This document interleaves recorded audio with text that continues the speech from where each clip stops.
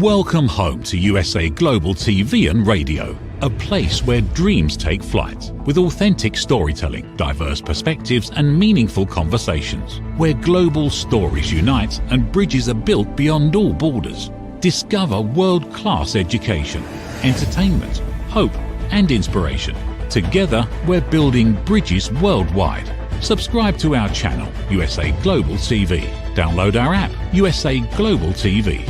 Be our guest or join our team. Visit usaglobaltv.com.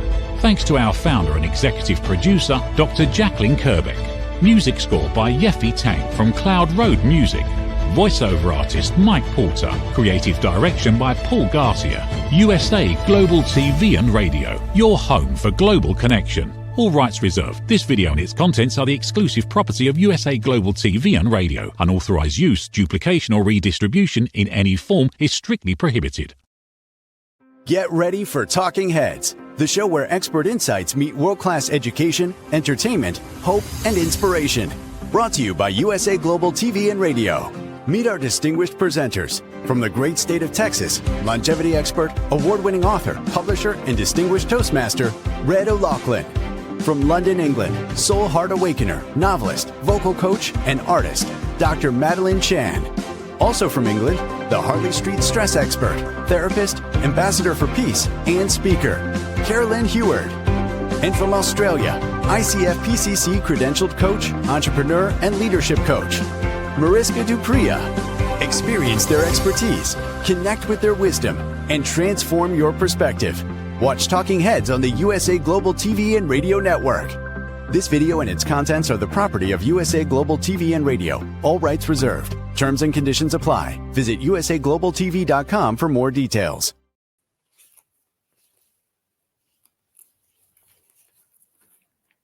Hello and welcome to USA Global TV and Radio. My name is Caroline Heward and I'm known as the Harley Street Stress Expert. I'm also the channel's resident therapist and TV presenter and run my own shows on a Monday with a woman's prerogative. And I co-host the show, The Listening Mentor, which is part of the package of the shows that I produce during the month. So I do 2 Listening Mentor shows and 2 Talking Heads. I'm an expert presenter and today's topic is part of the Mind and Body Connection series. And our topic today is rediscovering you as after a long-term relationship. You after a long-term relationship, rediscovering who you are after the aftermath of a relationship.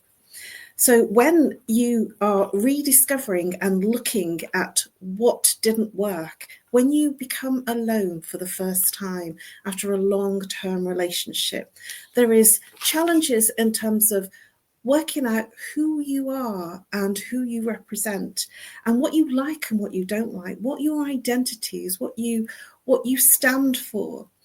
And what happens when you're in a long-term relationship, identity can change. Identity moves you into a very different space. Because when you're together with someone for a long time, your relationship with the other person almost shrouds your personal identity. So let me explore that a little bit in terms of when you're with someone, you'll then compromise and make amends in terms of what you prefer to do versus what the other person prefers to do. And you move forward in terms of finding a way for both of you. So let's look at when a long-term relationship ends, whether it's a marriage, whether it's a long-term relationship that you've been living with someone, or a long-term relationship that you've been in that you're not living with the person, but you've been in for a long time. There are regular things that you do. There's patterns of experiences that you do, like friends, groups, things that you did together as part of your experience of being that couple. And when it ends, no matter who ends it, whether it's yourself or the other person, there is a split of who you stand for, who you are, what you like, what you don't like, and what feels right for you. So let me explore a little bit about that in terms of sharing some of my personal story with you. When I was in a long-term relationship and I was together with my then husband for 9 years, married for 5, but we were together for 9 years. Even though it was a difficult marriage and I wasn't happy, there was a space of time that when we split up and I was alone in the house that we shared and completely alone, I felt an uncomfortableness about that aloneness. It was the first time I was alone for a long time. I don't think I'd ever been alone. I went from the family home to the marital home, and being alone wasn't an easy thing for me to do. I was used to noise, I was used to people, and I was used to things, noise and activities of other people within the home environment. And I went from my family home, which I was one of 6, and I went to the marital home where I was one of 2 people, so a couple. And when that changed, that was difficult, even though I was dreadfully unhappy. So let me give you some insights as to why that changed and why it was difficult. It was difficult because even though it was challenging in the relationship, I hadn't been in a position of being on my own. And this is what happens for a lot of people after a long-term relationship, whether it's a good relationship that's turned into a friendship and no longer an intimate relationship, or whether it's a relationship that is a complete war zone, it still is a severing of emotional, physical and emotional ties, as well as mental ties. And even though it might have been challenging and you're almost relieved that it's over, that you're not in that space anymore, it can be difficult because you have to find your pathway to be on your own, in your own company, and in the aftermath of that relationship. So there is an emotional time of transition. And that emotional time of transition, it involves the initial aftermath of that breakup, which can involve a grieving process. Even though the person is still alive, there will be some form of grieving process. It's worse from somebody actually dying because the person is still alive. And there is, in that grieving process, the same elements of grieving: sadness, loss, disbelief. There's a period of adjustment, of acceptance, forgiveness. And this breakup and grieving of the breakup, even if it's amicable and you part as the best friends and it's just the best thing for both of you to do, it can still be difficult because you're grieving somebody that's still alive, and there is no ritual around that. There is no way to move through that. And that can be challenging in itself. And that's primarily challenging because you are used to being part of a couple. And so it's a readjustment physically, mentally, and emotionally about being a single person. And when you've been part of a couple, there is the conversation around you of being that couple. And suddenly the invitations, you're not a +1 anymore, or the invitations stop. One couple invites another couple and the invitations stop. And so there is an element of redefining who you are as a single person, kind of getting back out there.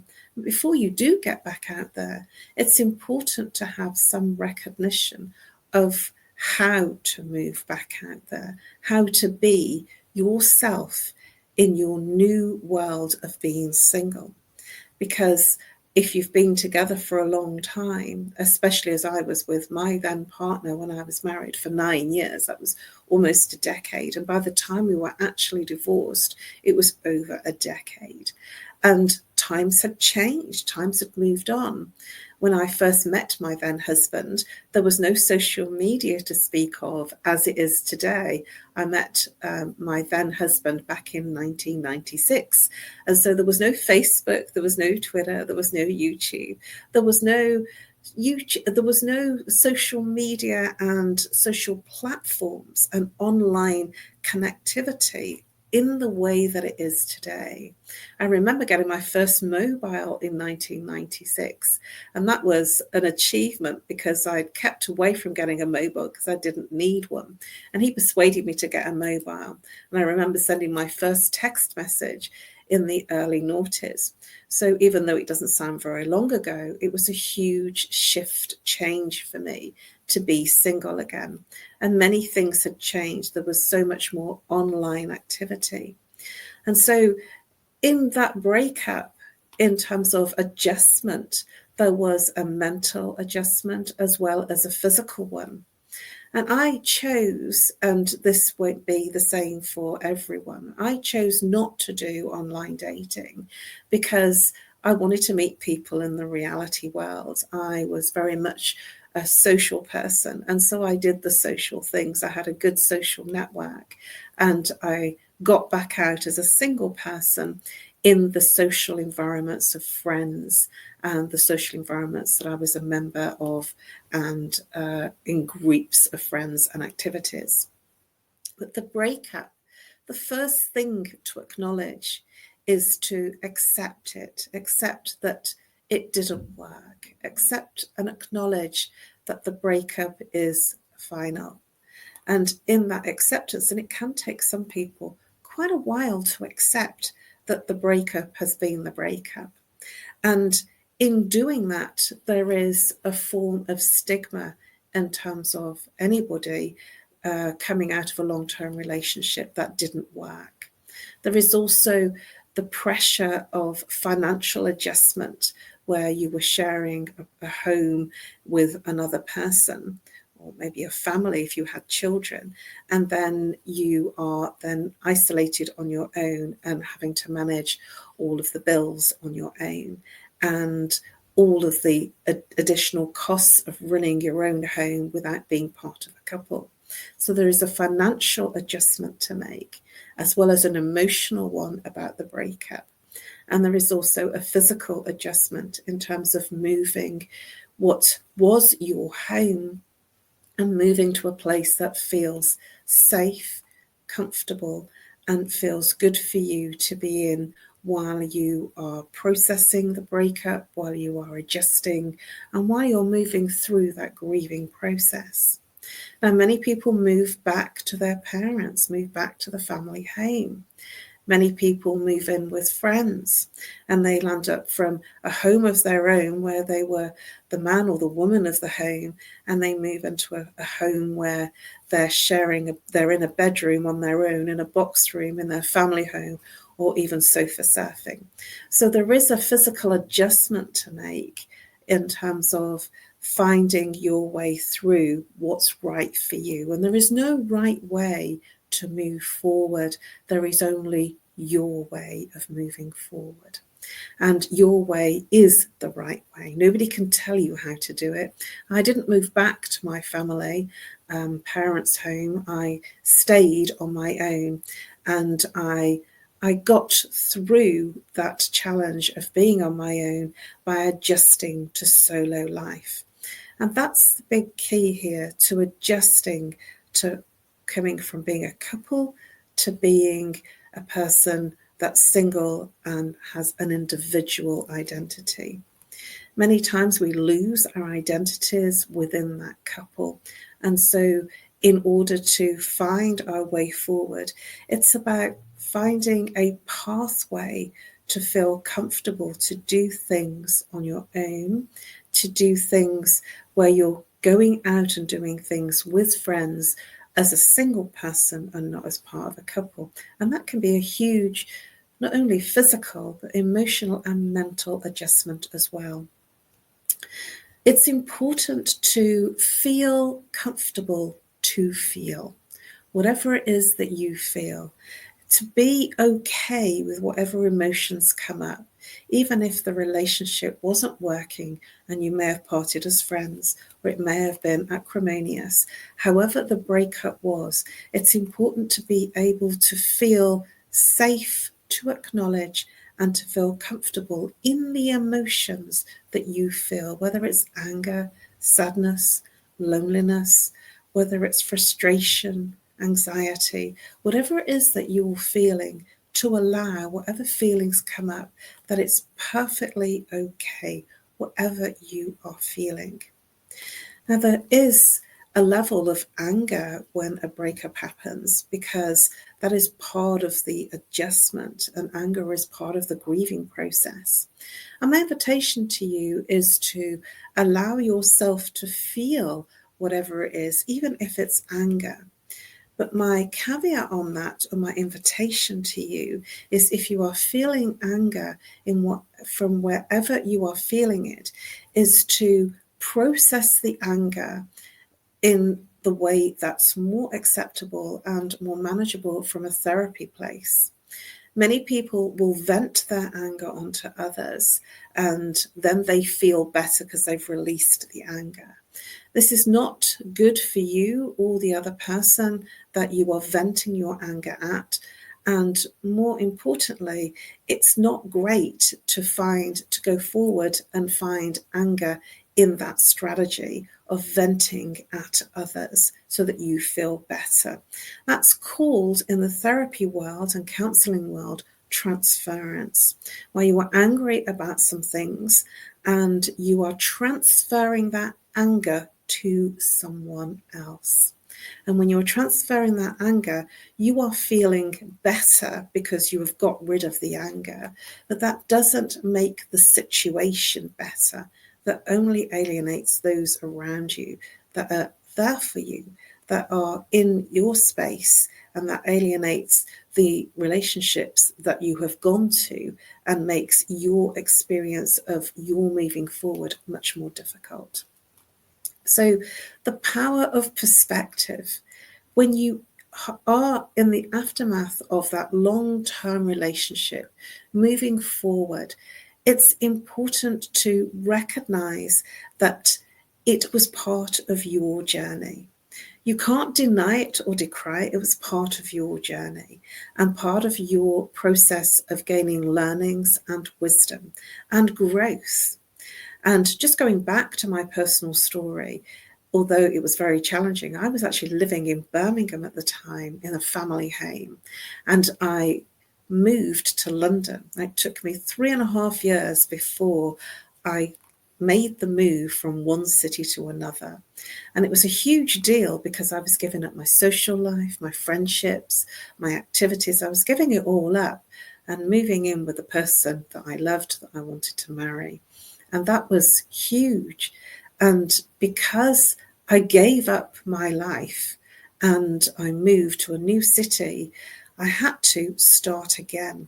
I had to create a network. I had to create the work, the business around me. So it all worked. And there was a lot of recreating life for me.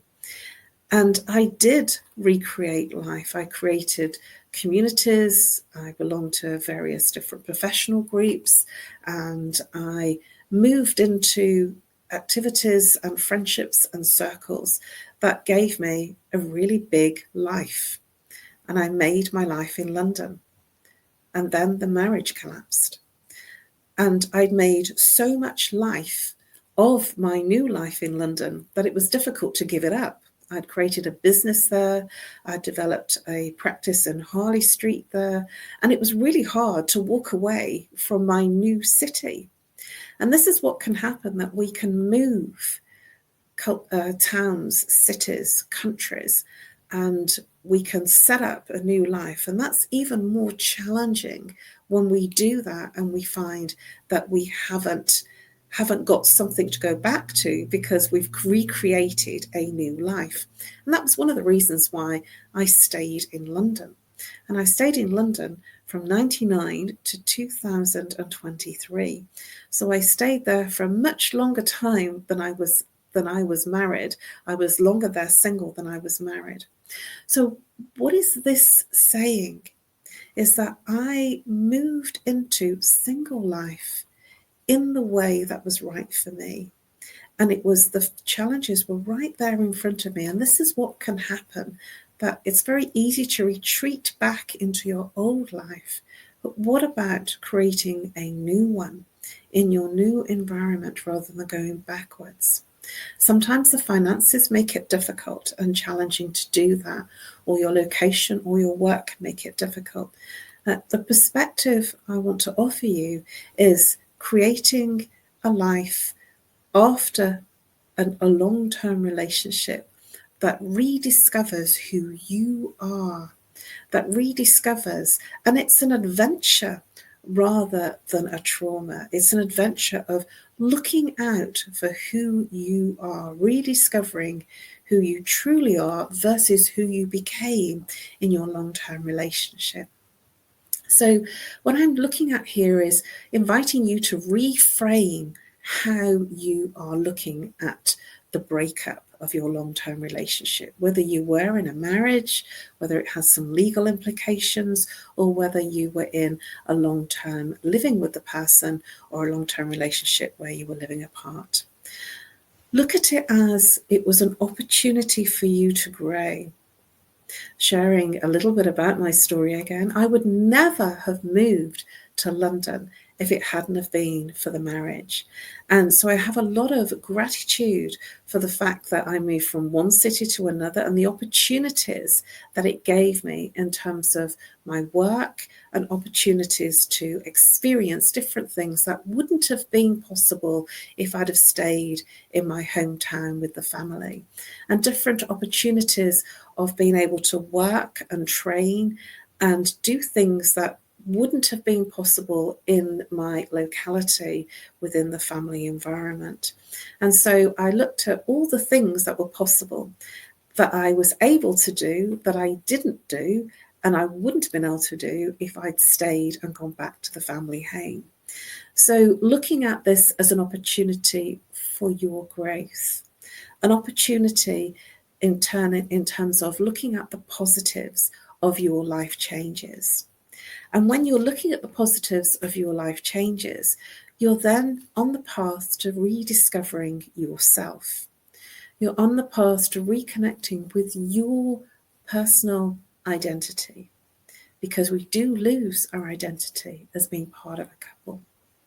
I remember not feeling that I was very confident about doing certain things, and I let my then husband do what I would call the man things, and he would do the man things and I would do the girl things. And sometimes we do that when we're in couples. We allocate or give jobs to each other that we just naturally do because maybe of our gender or maybe of our comfortableness.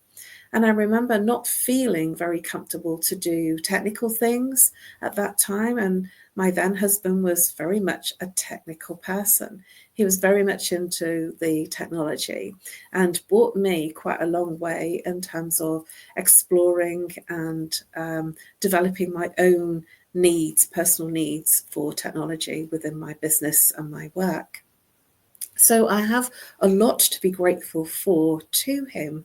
And I didn't really bother to learn too much. I didn't bother to keep my computer up to date because I didn't know how to do it. And he would do that for me.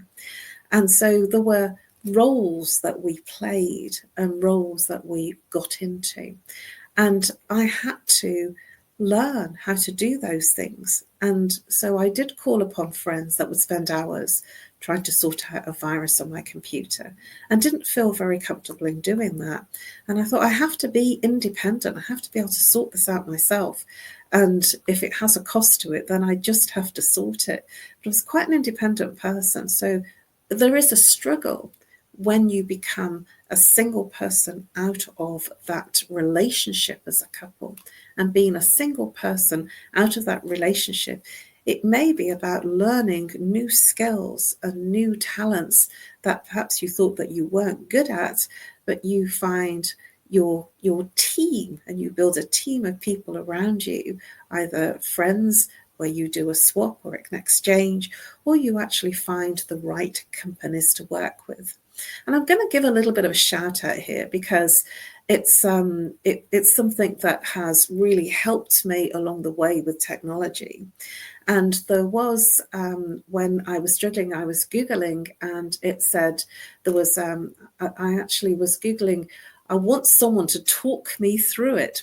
And there was a company called Talk You Through Your Technical Woes. And I thought, that's it. And I went with them for a long time. And then there were some things that they couldn't do, and some things that they said I needed more skilled people to look after me. And then I moved to Microsoft. And I thought, well, gosh, that's going to be really expensive. It wasn't. And I've been with them for decades. And I was really surprised. They create the viruses and they can sort them out. And it was untapped support. And I'm giving a shout out because we do live in a lot of technology updates and advances. And so it's important. I felt it was important for me as at that time, a non-tech person, to feel safe, to feel that I had somebody in my corner that could help me with some of the things I hadn't got a clue how to solve. And from my perspective, I thought, well, if Microsoft are the ones that are creating the problems, perhaps they're the ones that can solve the problems too. And I've been with them and stay with them. And that is a shout out because I have been greatly taken care of over the years, and it's helped me understand more about my technology. Why have I shared that with you? Because these types of things can cause some challenges, especially in today's world, especially in our technological world of today, that we have to be upkeeping our technology. And if we don't, we fall by the wayside. And especially in our current times of AI, I've been a little bit bamboozled with the AI and resisted, and I've been dabbling with going into exploring AI just on a very small basis, and I've been amazed at how incredibly powerful it is and what can be done with AI. And I've only just probably scratched the surface, but I've been exploring because I'm now not afraid. And this is where you move into a place of where you lack your skills, or where your partner was the skilled person in those areas, finding people, allies around you that have those skills, or buying those skills from companies, or indeed moving forward into a place of upskilling yourself in the areas that you didn't feel comfortable in. And you have to manage what you need to manage. And for some, it might be cooking. For some, their partner might have done all their cooking. And so then it's learning to cook. For some, it might be housekeeping, that they weren't very good with the finances. They didn't know because they weren't in charge of keeping the bills. And so then all their finances are all awry because they didn't know how to budget, because that was all done for them. So these are all the practical things that when you become single after being in a relationship for a long time, it can have an effect in a very big way. And the things that sometimes we feel uncomfortable to say, to share, because we don't like to feel that we're not coping or we're not doing well. And one of the activities I would suggest is journaling. When you journal, when you write down your thoughts. When I was very young, I used to write a diary. And when I wrote my diary, I would feel better. It was like I put it down onto paper. And I felt different. It was like I got the words out of my head onto paper.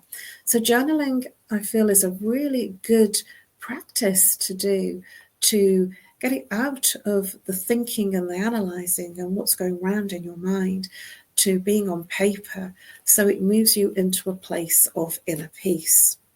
Exploring new activities, whereas you probably were doing a certain set of activities with your then partner from the long-term relationship, exploring new activities and new ways to find yourself, to rediscover who you are after the long-term relationship. So exploring new activities can be anything from rock climbing, skiing, and, sort of the more powerful out there activities. For me, when I first broke up with my then husband, I went and did a lot of things that were not something that I would normally do. So I did a lot of training, and in that training I was pushing myself and my physical limits of what I would explore. So I walked on fire in 2007. I did that with Tony Robbins. And that was really not done through bravado, and, sort of, it wasn't done from that space, from my perspective, of ego. It was done from a space of breaking through something. It was a metaphor for breaking through what was on the other side. I did board breaks. I did about 4 board breaks, where, again, it wasn't about the sheer force of using your hand to break the board. It was what was on the other side. And I did these activities in training rooms. And it was part of my own education to break through and to find out who I was. And that was my path to rediscovering who I was. And I also did arrow breaks from the throat. I did about 3 of those, which was very powerful. Again, you write on the arrow what you want to break through from, and the arrow break was from the throat, from the soft bit in the throat. And I've done one very recently too. And I also did a bar bend, so 2 people with a bar bend and bending an iron bar in the middle. And I also swam, took a rowing boat out, and I didn't know I was going to be doing this in it was in Tampa, Florida. I can't remember quite what the area was, but it was in a sanctuary of wildlife, and I can't remember whether it's crocodiles or alligators, because I think they look the same, but I know they're different. But it was infested in a natural habitat of either crocodiles or alligators. And there was just 2 of us in a rowing boat, and I was in the front rowing the boat. And I didn't have the skills, and my husband, when I was married to him, said I couldn't row a boat for toffee. I was useless, I was hopeless, and he would do it all. And when I realized that there was nobody that was going to row the boat, it was me, I then got a little bit of bravado, and I thought, oh no, but it was a big breakthrough. And I only had to learn technique. And when I learned technique, it was amazing. So that was another breakthrough, going into dangerous territory where I wouldn't normally have gone, to break through the patterns that were limiting me and the patterns of my own personal behavior, of my feeling not good enough. And moving forward in this way of finding out what I was made of, what I enjoyed, what I didn't like. And there certainly were adrenaline rushes that when I had succeeded something, I felt amazing. So I'm not suggesting that you do some of these things, but these are some things that I did to break through the patterns and the chains that held me in terms of feeling lost from that relationship.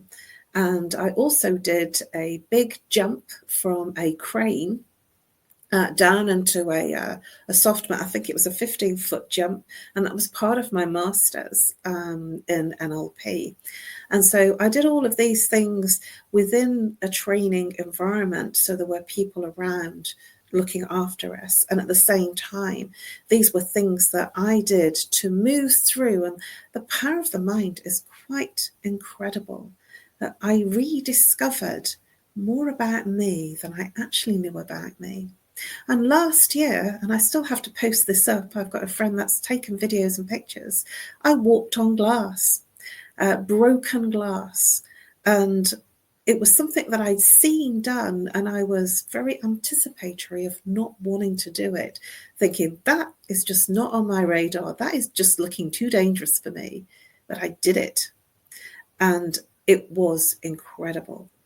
And I did it because it was, again, another metaphor for breaking through some of the things that were holding me back.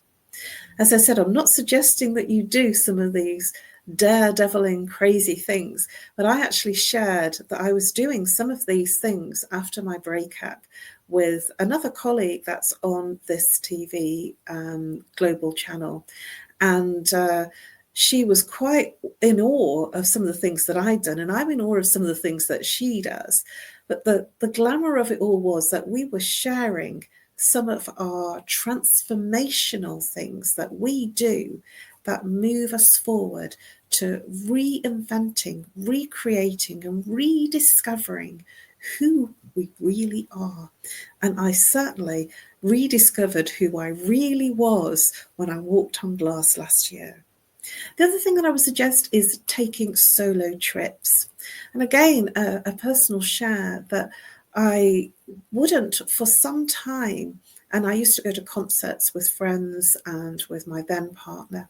I wouldn't go to concerts. And I had a friend that did a lot of solo things. And I said I couldn't do a concert on my own. It just wouldn't be right. I'd have to share it with someone. And there was one particular concert I really wanted to go to. And it was around my birthday. And I was looking for 2 tickets and I couldn't find 2 tickets. And it was something I really wanted to do. I really wanted to go and see this band. And this band was called Simply Red. And I was absolutely desperate to go and see them on my birthday. And what I did was I stopped looking for 2 tickets and I found 1 ticket in the 4th row from the front, center stage, which is where I like to be, right in front of the band. And it was in the arena. So I was close up and personal. And that's how I like to do my concerts, really close up and personal. And I was on my own in that concert and I've never looked back. So looking at doing things solo, it changed my experience, because when I'm in an experience, it's not about who I'm going with, because I'm in the experience of what I'm doing. So my meditations, my concerts, anything that I was doing that was an activity, I was amongst people that were sharing that activity. And that helps you find people that are like-minded, like souls, that when you venture out on your own in something that you enjoy, something that you like, it's a hobby, it's an interest, something that you have an interest in that brings you joy, you will meet other like minds, like people and like souls. And this is one of the ways that you can step into creating new friendships and even find that new relationship. It also builds self-esteem. And it brings you into a self-practice, a self-care practice of considering your needs first versus the person that you used to be with and trying to recreate that couple experience. And it helps you rediscover who you are as a single person by exploring your own inner desires of what makes you feel good. And one of the things that made me feel good was going back into my training, really stepping up my training and exploring things that I perhaps hadn't done previously. I was very much in the soft training things, very much in the mind and the exploration of consciousness. And what I did was I did more exploration in terms of the physical stuff. And setting those small goals moved me into an incredibly wholesome place. When you re-establish your independence, you reinvigorate your single life and you rediscover being single can actually bring life's joy. Create some routines, create some focus on your own personal growth. What I've shared with you today, even though the breakup was challenging and even though the relationship was difficult, that I personally took it on as a way to grow through personal challenge. And in that personal challenge of growth, I took on all these crazy activities and I moved through in a way that I wasn't expecting to. I was exhilarated that I could do things that I didn't think were possible. And it moved me into a place of inner confidence, it moved me into a place of inner peace, and it gave me an inner sanctum that I didn't need to be with someone to generate that feeling of being whole. Because that's what happens when we're part of a couple for a long time, when we're in a long-term relationship, that being part of a couple almost defines us, defines who we are. And when you are not part of the couple, you have to kind of go into this wild west of working out who you are as a single person.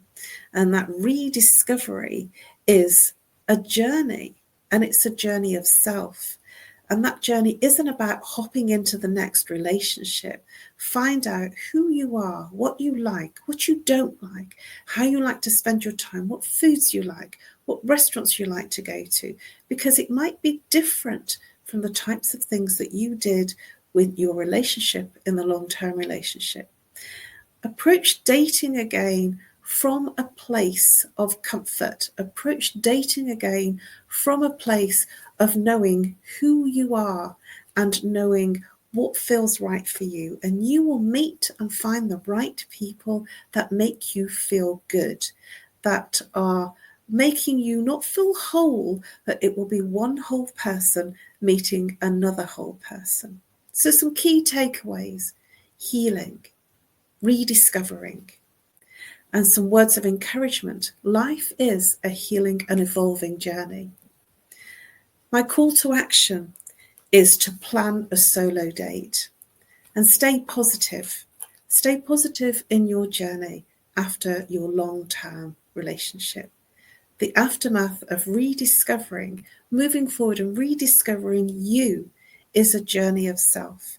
And I offer you some invitations of exploring it with pleasure and with joy and with both hands. Explore and open yourself up to whatever comes your way. Thank you for your attention and thank you for your interest. Please subscribe to USA Global TV and Radio.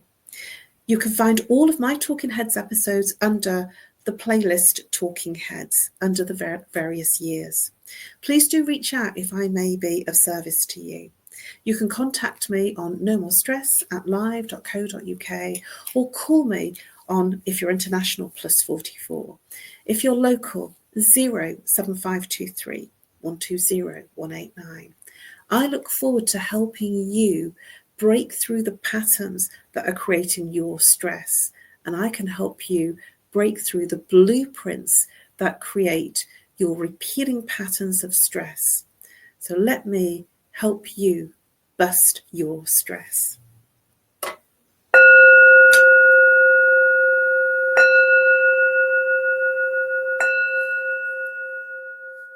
Namaste. In a world full of noise, misunderstandings, and interruptions,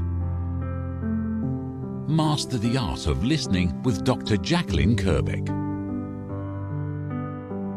Dr. Jacalyn Kerbeck is the listening mentor of USA Global TV and Radio and the Amazon #1 best-selling author of Mastering the Power of Elevated Listening.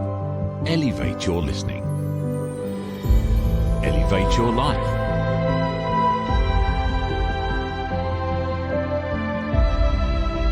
Join a global learning experience in person or via Zoom. Reserve your spot today. usaglobaltv.com/book-your-session or drjacalyn.thinkific.com. Join Dr. Kerbeck's listening courses or hire her to unlock deeper connections and authentic conversations.